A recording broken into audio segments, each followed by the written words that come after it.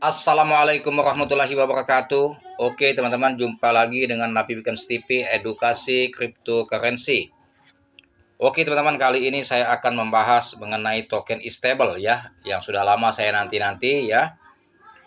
Posisi saya kemarin yang saya hold keras yang di wallet satunya itu ada yang sangkut beli di Rp7 ya. Dan yang wallet ini sudah saya scalping profit, tapi nggak banyak, tapi yang satunya sangkut nggak apa-apa. Justru ya, market dia bersimbah darah ini teman-teman ya, saya menunggu saatnya dia menyentuh ke Rp1. Ketika dia Rp1, maka akan sniper saya tembak di tempat ya, stable ini. Karena apa saya optimis dengan marketnya ya, walaupun dia baru seumur jagung listing di CMC teman-teman ya. Dan ada subscriber saya bertanya, bang apakah bisa rakpul nanti stable ini semakin turun terus? Saya jawab tidak, optimis saja. Karena apa? Masa token ini baru listing dia mau kabur ya developernya ya. Biaya listing itu bukan biaya yang kecil teman-teman ya. Biaya listing itu di CMC membutuhkan biaya yang besar ya, dan juga dimasukkan liquidity pool. Di Pancake Swap itu bukan dalam jumlah yang kecil dan biasanya dikunci, di lock ya liquidity poolnya. Jadi kalau baru masuk mau kabur tuh enggak. Sementara dia belum pernah memakan korban ya. Kecuali seperti katakanlah Doge Digger, dia begitu listing harga 644 ya, sempat pump, sekarang dibantingnya menjadi 07. Besar kemungkinan 50-50 bisa rakpul, bisa recovery ya, karena dia sudah banyak makan korban. Yang sangkut di atas kan, yang beli di pucuk ya, digoncangnya pump tinggi ya sampai berbulan-bulan, orang terlena, sudah yakin sama dia bakal lebih tinggi lagi, banyak yang masuk, sehingga baru dibantingnya habis-habisan. Dibantingnya habis-habisan oleh Doge Digger, sehingga dari harga Rp644 kalau nggak salah, itu sampai dibantingnya nolnya ada 7 ya. Semakin dia turun semakin diserok oleh orang. Rp1 dia turun, serok terus sampai sekarang 07, belum bangkit-bangkit sampai sekarang ya. Nah itu 50-50, bisa dia resikonya rakpul, dan bisa juga dia recovery, walaupun tidak kembali seperti ATH dulu, dia bisa mungkin bunuh 02 ya. Saya juga masih memantau Doge Digger, belum saya beli, itu masih saya pantau ya, karena masih tidak kondusif marketnya ya. Tetapi mengenai stable teman-teman ya, kalau dia akan rakpul baru listing di CMC, ngapain dia listing? Ngapain dia memasukkan liquidity pool di Pancake Swap ya? Ya, dikunci, di lock ya. Sementara dia belum belum ada menunjukkan sensasinya, belum ada memakan korban ya. Sementara dia mau rakpul ya. Sementara penjualan dia baru terjual di pre-sale sama pre-sale ya. Sementara penjualan dia begitu dia listing, belum tentu orang antusias beli karena dia marketnya terus crash, terus turun ya. Dari listing di harga 29 di tanggal 27 Januari ya, tanggal 2023 tanggal 27 Januari, artinya baru kurang lebih 10 hari ya. 29 ya, dia pump ke 33, kemudian dia crash. Tuh, ya ke Rp17 ya. Tuh, sampailah sekarang ya. Posisi dia low-nya Rp6 kemarin, dan hari ini Rp5, 5,13. Dan ini baiknya menurut hemat saya ya, di serok bertahap. Rp5 serok, turun Rp3 serok, 2 atau satu sniper ya. Saya nggak sampai dia 0, kalau menurut prediksi saya nggak sampai 0, mudah-mudahan ya. Mudah-mudahan mentok di Rp1-2 mentok. Mentok nanti dia stagnan, baru dia akan recovery ya. Recovery-nya ini yang kita tunggu. Kita menunggu rebound teman-teman ya. Sebab habis gelap terbitlah terang ya. Jadi tidak selamanya gelap ya, dia akan terang. Begitu juga yang terus pump, tidak selamanya dia pump, dia akan berbalik arah sehingga bisa akan menjadi gelap. Koreksi yang sangat dalam. Begitu juga stable. Nah, stable ini kalau kita lihat teman-teman ya. Nih, volume transaksi hari inilah dia kecil, 41,7 juta ya. Kapitalisasi pasar 513 juta. Supply-nya hanya 100 juta. Holders, nah ini semua ada berkurang holdersnya. Mungkin ada yang nggak tahan ya, cut loss teman-teman. Tuh. Biasanya 630 dia. Holders 630, 640 ya, 620. Sekarang berkurang. Ada sekitar kurang lebih 40 lah yang cut loss ini kayaknya ya. 40 address yang cut loss karena mereka mengkali panik ya. Panik dan khawatir kalau token ini akan terus parah, makanya dia cut ya kerugiannya ya. Tapi kalau saya nggak saya cut, saya beli di Rp7 sangkut nggak, biar nggak apa-apa, cuma berapa persen ya, belum sampai 50%. Kalau dia 3,5 berarti 50% sangkut nggak apa-apa. Bahkan saya terus mengamati untuk serok, dan yang saya sangat harapkan yaitu reboundnya ya, recovery ya. Kalau di forex itu rebound yang kita tunggu ya. Tuh. Saya tetap optimis dengan marketnya walaupun dia terus crash ya, karena banyak pengalaman di token-token micin yang baru listing di CMC itu, setelah dia bersimbah darah maka akan memantulnya lebih tinggi lagi. Begitu juga dia yang sudah begitu listing pump tinggi, awas, dia akan berbalik arah setelah pump tinggi itu, akan habis-habisan kita dibantingnya. Banyak contoh seperti Doge Digger, Rabbit Technology, ya, listing di harga Rp8 langsung pump ke Rp600. Dan kini berapa dibantingnya? Nolnya ada 4, ya teman-teman ya. Jadi yang terlena, yang seraka beli di harga pucuk, ladas ya, happy dia beli, mengejar kereta terus ya, profit, dan akhirnya sekarang sangkut dalam ketika dia berbalik arah koreksi. Nah, begitu stable, begitu listing dia Rp29, dibantingnya habis-habisan sampai Rp5, yang nggak tahan pasti cut loss. Pasti cut loss. Apalagi yang belinya all in. Ketika dia koreksi di harga Rp20, dia beli all in 5 juta seumpama kan. Nggak tahan pasti cut loss.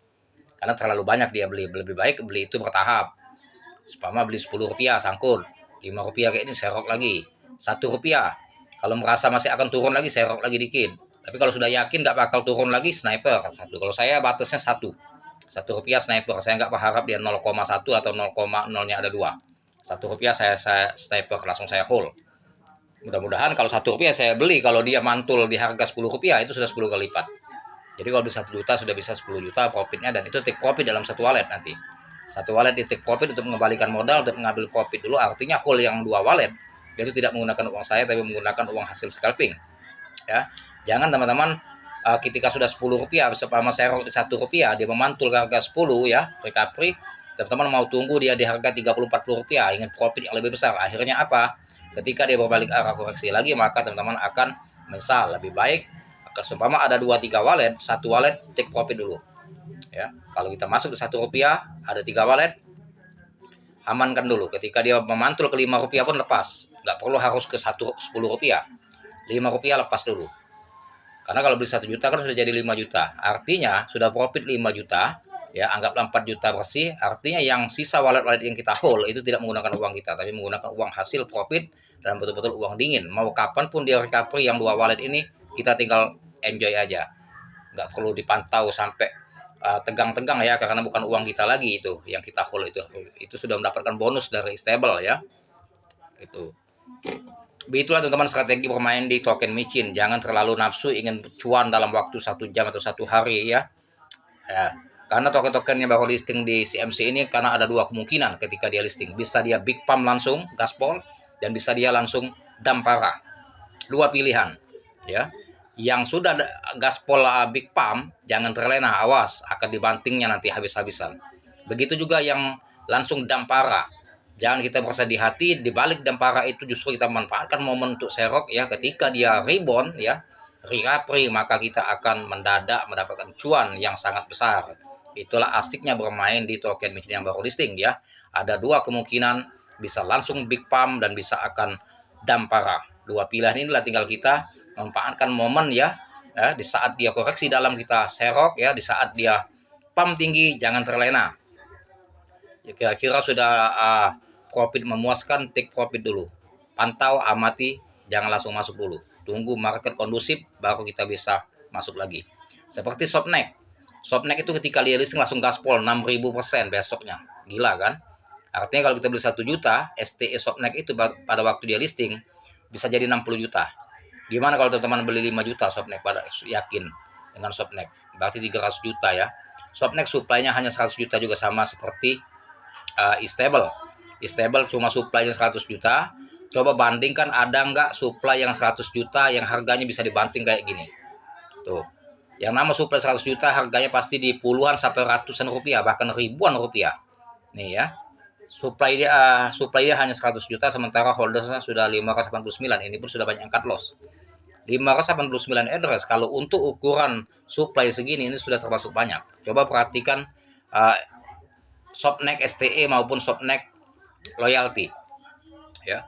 holder cuma segini juga, nggak sampai, bahkan cuma 400 atau 300 address ya, dia bisa menggoncang di harga 400-an, apalagi stable sudah 589 ya. Dan ini biarkan saja bagi yang yakin ya, serok bertahap, jika Rp1 sniper tembak di tempat. Bagi yang tidak yakin ya jangan dibeli teman-teman ya, dan jangan dibeli, jangan diserok karena bahaya yang namanya bermain di token micin itu ya. Tetap disclaimer on Dior teman-teman ya, analisa dulu matang-matang sebelum memutuskan beli kripto karena risiko tinggi ya. Karena ini kita serok itu tentunya butuh analisa data yang valid ya.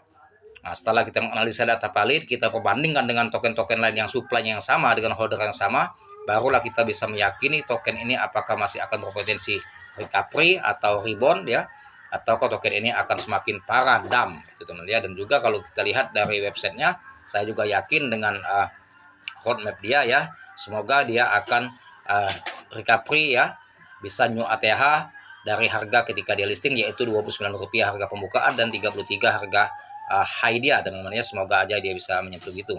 Yang jelas saya harus sabar ya menunggu token stable ini dan terus melakukan serok sedikit demi sedikit ya. Semoga dia akan recovery bisa menyentuh di harga Rp100 atau bahkan di Rp1.000 karena sesuai dengan jumlah supply-nya yang hanya sedikit dan holder sudah cukup lumayan banyak teman-teman ya.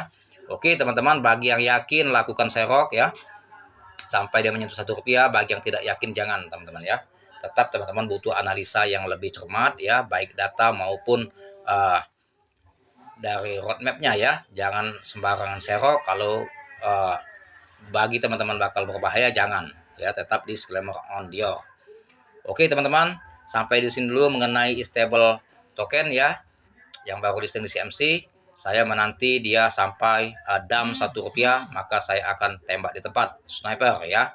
Semoga dari Rp1 saya serok, nanti dia akan recovery ke harga Rp500 ya, bisa mantap sekali cuannya teman-teman ya.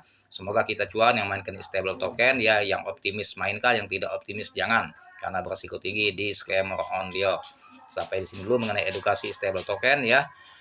Dan jangan lupa teman-teman dibantu di subscribe channel saya, like, share, serta komen dan aktifkan loncengnya agar mendapatkan notifikasi dari konten saya selanjutnya. Terima kasih atas perhatiannya dan saya akhiri dengan Assalamualaikum warahmatullahi wabarakatuh.